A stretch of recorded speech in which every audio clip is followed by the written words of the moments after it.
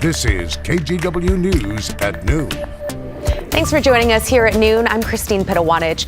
We begin with a big development in Oregon's legislature. Oregon Governor Tina Kotek has signed a bill that effectively recriminalizes drug possession. House Bill 4002 creates a new misdemeanor for drug possession. That kicks in September 1st.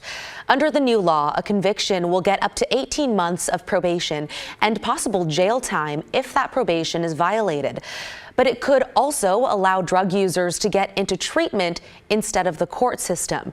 Related legislation, Senate Bill 5204, also provides new funding for behavioral health and treatment programs. Meanwhile, the new hotspot for drug use in downtown Portland has apparently become the area around the Multnomah County Central Library. KGW's Blair Best found out what's being done about it.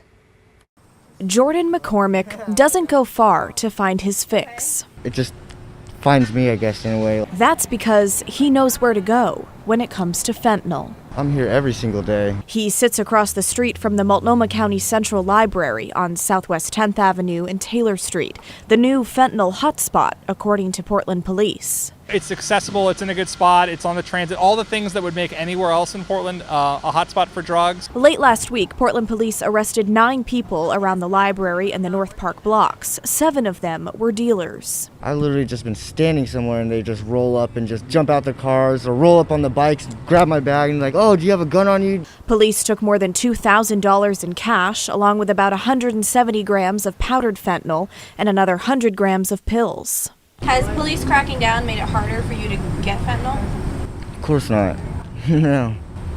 Let's be honest, no, not at all. It's out of control. Sierra manages a store near the library. People just are using this as a segue to deal drugs, to camp out and be strung out. The surrounding businesses meet up once a week to talk safety. It's just a real toxic problem in our city. I worry that maybe it reflects a little poorly, like when customers come by. Last week, some business owners asked police for a stronger presence. We're on board with, trying to do as much as we possibly can to support them. We understand how hard it is for them to run a business in downtown Portland. We're not going to arrest ourselves out of the fentanyl emergency. Chris Voss is behind the 90-day fentanyl state of emergency declared late January. We're trying to make this a safer and better place for everybody, all of downtown. They're looking to improve lighting around the Central Library to disturb dealers and send outreach teams to connect with users. They think they're ahead of us, but really we're 2 steps ahead of them. Always. That was Blair Best reporting. The mayor's office says it supports the added police presence and the idea of adding more lighting. Library officials say they support any county effort to improve safety. Multnomah County also recently released a report on January's ice storm.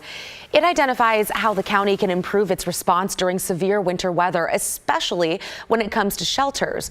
That blast of winter weather led to several deaths in the area, including some from hypothermia. And the county was criticized for not keeping its shelters open long enough. We follow the National Weather Service. In the forecast, we were hoping to see and expecting to see temperatures well into 40 degrees that day. And so when they get to 2 or 3 degrees above freezing, we just didn't see the melting of that ice. The county says it did help a record number of people find shelter during January's weather. Future recommendations include better planning to keep shelters staffed and open longer. The report also called for improvements to facilities after 2 shelters lost power during the ice storm. Chris, today definitely not feeling anything like winter at all. More like summer, with it being like you said 75 degrees might be the high, right? Yeah, 75, maybe 76. The record for today is 79. So yeah, very, very warm stuff in our forecast for the next 5 or 6 hours. Ask me tomorrow and then see what happens, right? For now, there's the live look right now from our camera in the Dalles, from Oregon's Veterans Home in the Dalles, of course. Blue sky over Mount Hood. It is gorgeous out there. We'll switch gears, give you a different perspective towards the Central Oregon Cascades. This camera actually from Timberline.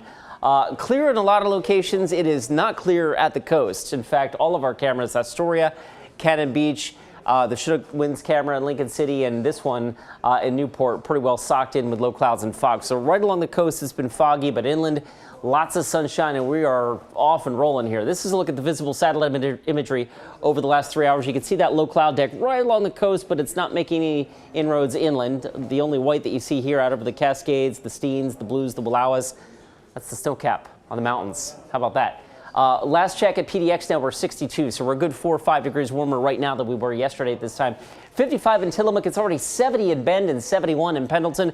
The forecast, as mentioned for today, 75 for a high. Just gorgeous, almost summer-like warmth out there today.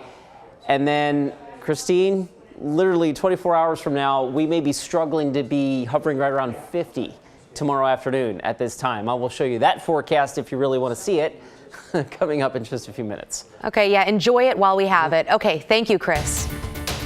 Time for some other headlines this afternoon. Firefighters in Cowlitz County were able to put out a brush fire they say was threatening a home in Kelso.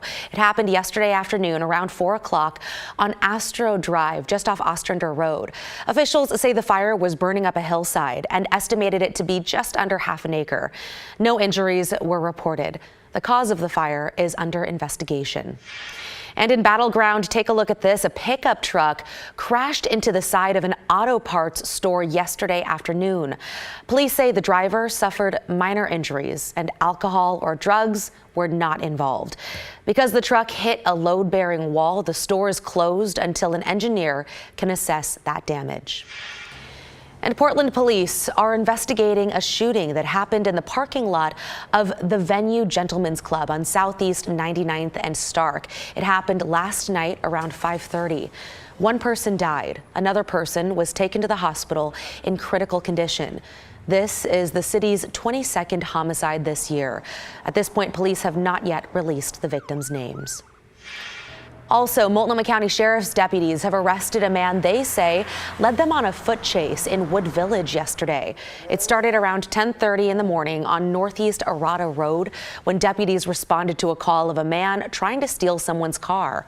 Investigators say 54-year-old David Knight ran through yards and at least one home trying to escape. They caught up with him a couple hours later when someone living nearby spotted something suspicious on their home security video. Knight faces charges including burglary and trespass. Portland police have arrested a woman they describe as a serial burglar. They say she made off with more than $50,000 worth of stuff. Police arrested Virginia Kellison. They believe she's connected to 4 burglaries off South Capitol Highway, 1 targeting a consignment shop and 3 different break-ins at a store selling games and comics. The game shop's owner says between $25,000 to $30,000 of merchandise was stolen from his store. And I know that there are other businesses that lose that much in one event, but after 17 years, that's a pretty hard hit for us in just a span of about 10 weeks. Yeah, that's tough. Investigators say Kellison is also suspected of burglarizing other businesses, including the Funky Monkey in Sherwood and others in places like Lake Oswego, Beaverton, Salem, McMinnville, and Southwest Washington. She's looking at several charges, including burglary, theft, and criminal mischief.